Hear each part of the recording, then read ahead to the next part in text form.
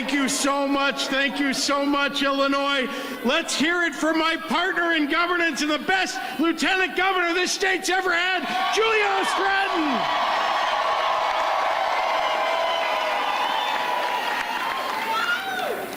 And thank you to our heroic junior senator who's fighting for us every day in Washington, D.C., Tammy Duckworth.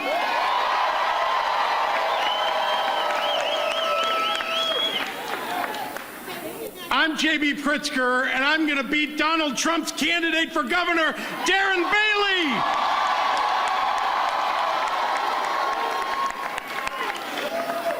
To my soulmate for more than 30 years, a person who represents Illinois with grace and kindness, who quietly works to lift up people all across our state. Words can't express my admiration and respect for the love of my life, the First Lady of Illinois, M.K. Pritzker.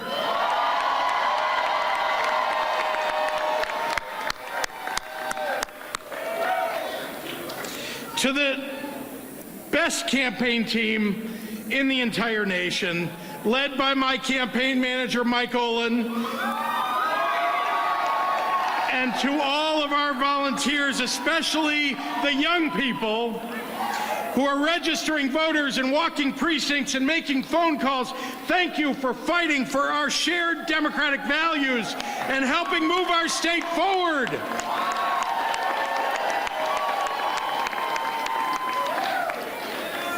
Four years ago, I stood before you and told you that we would raise the minimum wage and put more money into the pockets of everyday Illinoisans. Today, the minimum wage has been raised to $15. And with prices rising because of global inflation, we're providing $1.8 billion in tax relief to working families. 4 years ago, I told you that we would invest in our children by increasing funding for K-12 and higher education. And today, K-12 education funding has increased by more than $1 billion. And we're providing more scholarships than ever before for college and vocational training. 4 years ago, I told you that we'd fix crumbling roads and bridges and create more good-paying union jobs by passing a history-making infrastructure bill. Well, today, nearly 4,000 miles of our roads and 400 bridges have already been repaired or replaced. We're modernizing our airports, we're building new river ports, and we're upgrading rail transportation so that we can move our people and our goods faster and more efficiently than ever before. Illinois is now the #1 state in the nation for infrastructure. 4 years ago, I told you that we'd reverse the fiscal damage that Bruce Rauner did to this state, that I would end his hostage-taking of the budget, reverse his credit downgrades, and improve our state's finances. Today, we've had 4 balanced budgets in 4 years. We eliminated the state's billion-dollar, multi-billion-dollar bill backlog. We put $1 billion in the state's rainy day fund. We reduced our state's pension liability, and now we've received 6 credit upgrades.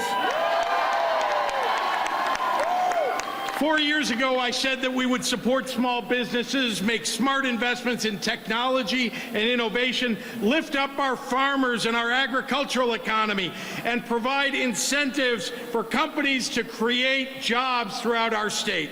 Well, today, Illinois ranks as one of the fastest growing states in the nation for new business startups, and our tech and ag industries are burgeoning.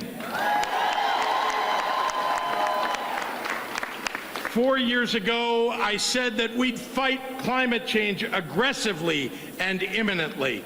Well, today, on the heels of enacting a comprehensive nation-leading Climate and Equitable Jobs Act, we're seeing expanded energy production and countless new clean energy jobs. 4 years ago, I said that we would restore the ranks of the state police and commit to long-term funding to bolster public safety in communities that have been historically overlooked. Well, today, we've launched the largest and most diverse new cadet classes in state history, and we're investing more than ever before to address the root causes of violence. Violence interruption programs, youth job opportunities, historic partnerships between our state police and local communities. 4 years ago, I said we would legalize marijuana.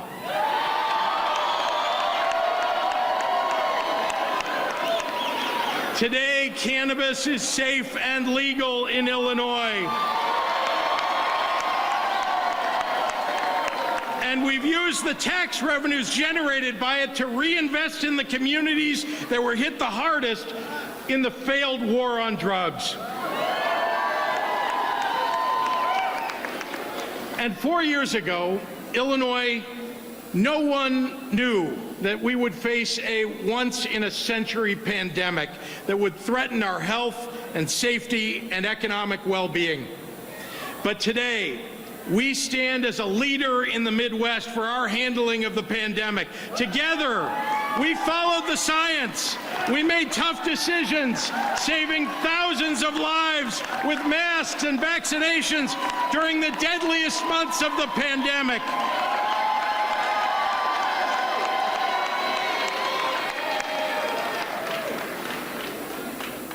4 years ago, I stood before you on primary night, and I told you that I'm a Democrat because of my mother.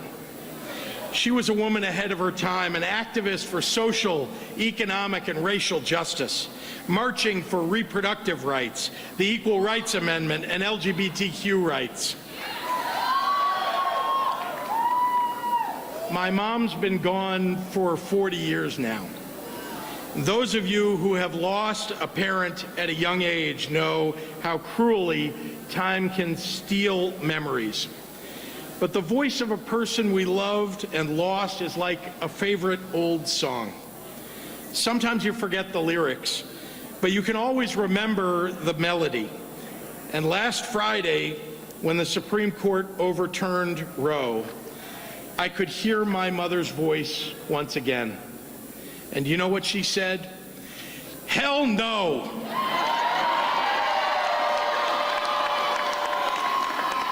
I know that we're facing a struggle in the heart of our nation right now. We Democrats play by the rules. We respect our democracy. We honor the results of our elections. We compromise and we work across the aisle on issues that voters care about. We want to believe that surely the GOP can come together with us and agree on common sense things that will make life easier and better for most Americans. But it seems like lately, every time we extend a hand to the other side, it's met with scorn. And we feel like Charlie Brown looking back at Lucy holding the football. Look, I'm an optimistic guy, I think you all know. And I don't want us to lose our hope. And I won't let us reduce our efforts to build a better, less divisive political climate. We owe that to our children and our grandchildren. But in the face of what's happening in this country today, in the face of what the Supreme Court and the radical right wing are trying to do to the fundamental rights of every American, we owe something else to our children and grandchildren. We owe it to them to win, so that they can inherit a future worthy of this great state. For so long, Illinois has been held hostage by special interests, by spelunkers for misery, by Republican politicians and their carnival barkers who seem to take a special pleasure in bad-mouthing the state at every opportunity. We have problems here, just like everywhere else, and we need to confront them boldly and honestly. We need to be willing to put in the years-long work required to face our most entrenched challenges. But if you want to be the governor of Illinois, well, we have a new rule. To lead this state, you have to love every part of it.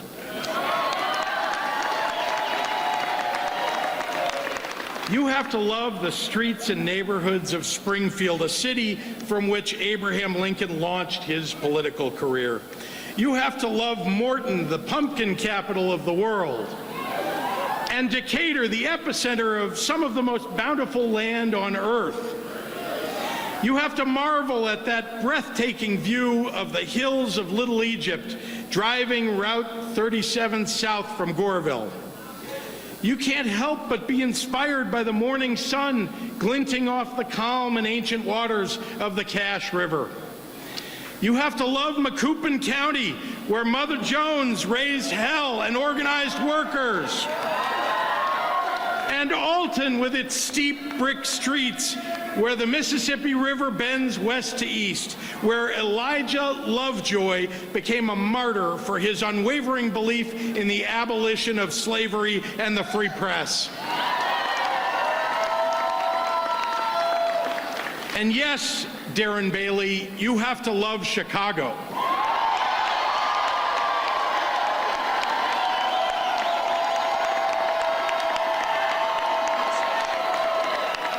With its deep dish and Italian beef, with the Cubs and the Sox, with the summers that make you forget the winters, and the people who remind you every day of the promise this country was founded upon. And if you don't love all the many and varied regions of Illinois, you won't stand up and fight for it.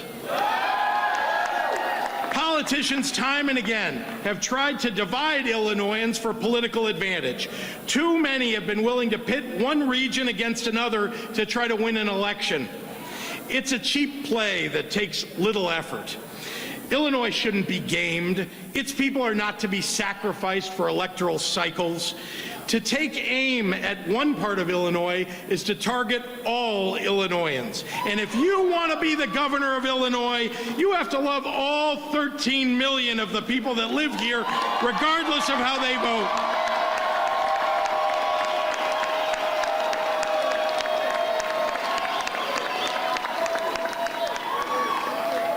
And just for the record, Mayor Irvin, that is what JB Pritzker wants you to be talking about.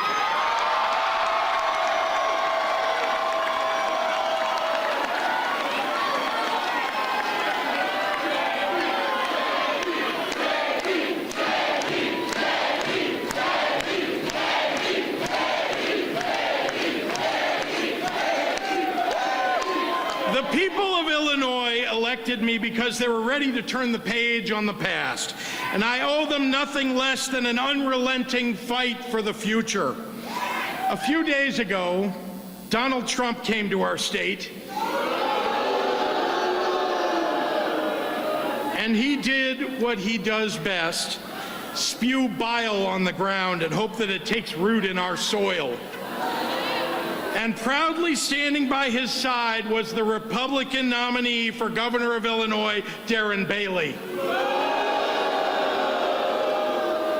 Let me be clear. Someone who seeks out and accepts the endorsement of a racist, misogynistic, homophobic, xenophobic, twice impeached former president does not deserve to come anywhere near this state's highest office.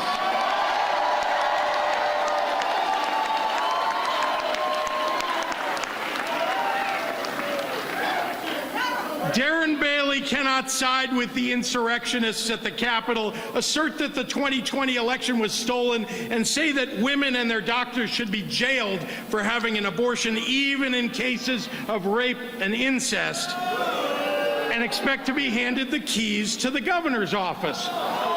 Not in Illinois. We're the land of Lincoln, the home state of Barack Obama, the birthplace of the Jane Collective. were the first state to ratify the end of slavery and the start of women's suffrage.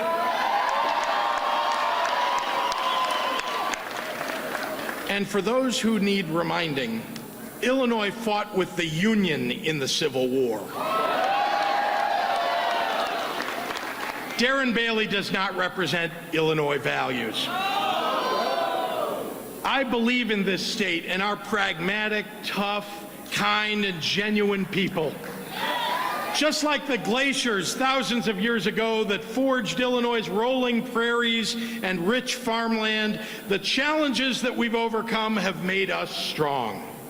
I believe deeply in the fundamental rights of every person to live a life of their own design, with acceptable, accessible health care, quality education, safe schools, clean air, reproductive freedom, and civil rights. A place where people can be who they are and love who they love without fear. I believe in a country where leaders elected to make things better for you spend every day fighting the real fights for you, not the fake ones. I believe in electing people who know it's not fair to ask you to work 3 jobs to afford 1 home, who will fight for wages that outpace inflation, who will foster an environment that will help entrepreneurs to start and grow businesses, and an education that gets you ahead and not in debt.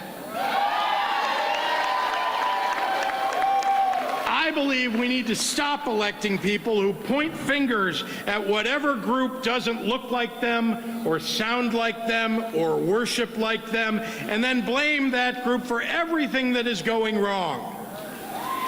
The Darren Baileys of this world want us to feel alone in a struggle that we're all facing together.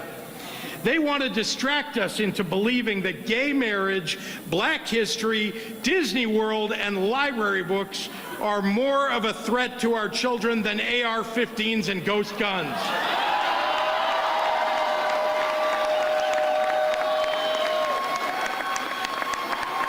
Elected leaders ought to have obligations to common sense, to justice, and to the truth.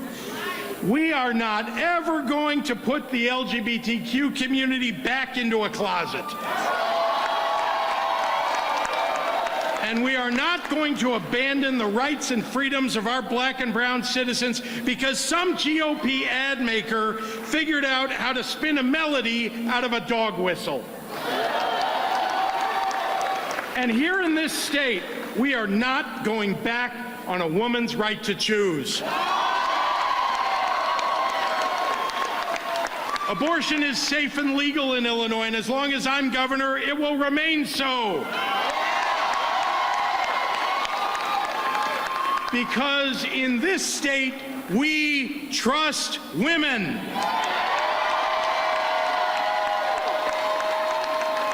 We trust women to make healthcare decisions about their own bodies without government interference. That's why pro-choice legislators and activists work so aggressively and so effectively to remove the trigger laws here in Illinois. And it's why 3 years ago, I signed the Reproductive Health Act to guarantee a woman's right to choose. Democratic governors and Democratic legislators and Democratic attorneys general and elected Democratic state Supreme Court justices are the last line of defense in the preservation of freedom and democracy. We've held the line here in Illinois. We've made sure that this state remains an island of freedom among a rising sea of right-wing extremism. Democrats in our state, up and down the ticket, have lifted up working families, secured our civil rights, restored parents' rights to a well-funded, quality education for our kids, helped small businesses get started and create more jobs, lowered the cost of medication, and raised the quality of care for older Americans. It's tempting to say that we're lucky to live here in Illinois, but luck actually has nothing to do with it. Your votes did that. Because Illinoisans vote fervently in the name of progress, and your elected representatives understand that they answer to you. Yet the MAGA Republicans want to take us backward. So tonight, once again, I'm thinking about my mother, about her perseverance and her willingness to accept the status quo, unwillingness to accept the status quo. And I hear her voice in my head day after day these days saying, hell no. We will not go back. We will not go back. We will not go back. We will not go back. We will not go back. We will not go back. We will not go back. We will not. We have only one path, and it leads forward. It has been a privilege to be your governor these last 4 years, and I take very seriously my responsibilities to you and your family, to your life and your liberty and your pursuit of happiness. So long as I'm your governor, Illinois will be a bulwark of progress and equity and justice. But beginning today, we are in a pitched battle between an extremist Republican Party clinging to the big lie and a failed insurrection, and a Democratic Party that offers strong leadership and a future of progress and possibility. We have a fight ahead of us, so I have one question for you, Illinois. Are you ready for the fight? Are you ready for the fight, Illinois? Let's go get them, everybody!